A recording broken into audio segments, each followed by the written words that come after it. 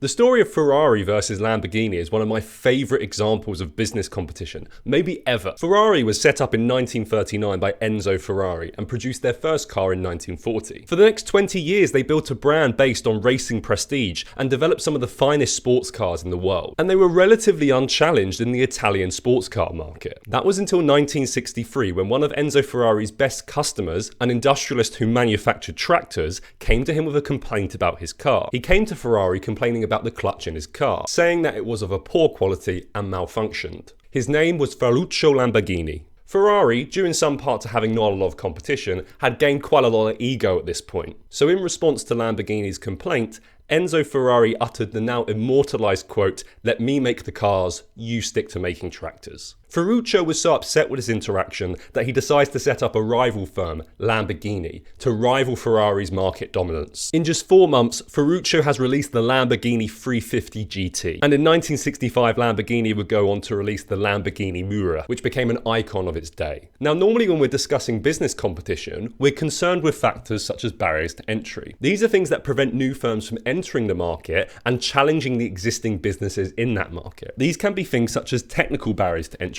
So this is where the business lacks the technical skills to actually challenge the existing companies. We see here Lamborghini had a history of making tractors, which means there were some technical skills which crossed over into car manufacturing. Therefore, the ease of switching between producing one good to another was relatively easy. In fact, this was actually helped achieved by Ferrari himself, because in 1962, Ferrari had got into an argument with 5 of his key managers, one of which was his chief engineer. Ferrari wasn't going to back down, so he ends up firing the 5 of them. And then roll around 1963, and to which company do you think those 5 individuals will be going to? What I find interesting is actually when we discuss stuff like contestability within markets and why people join markets, we don't really see the human side. Like someone might just be annoyed and therefore they do it out of spite. And I think that's really interesting. And it's also a good thing for you guys to remember, because it's very easy for your biggest fan to become your biggest competitor. So let me know in the comments down below, do you prefer Ferrari or Lamborghini? What's your preference? And until the next time, bye bye.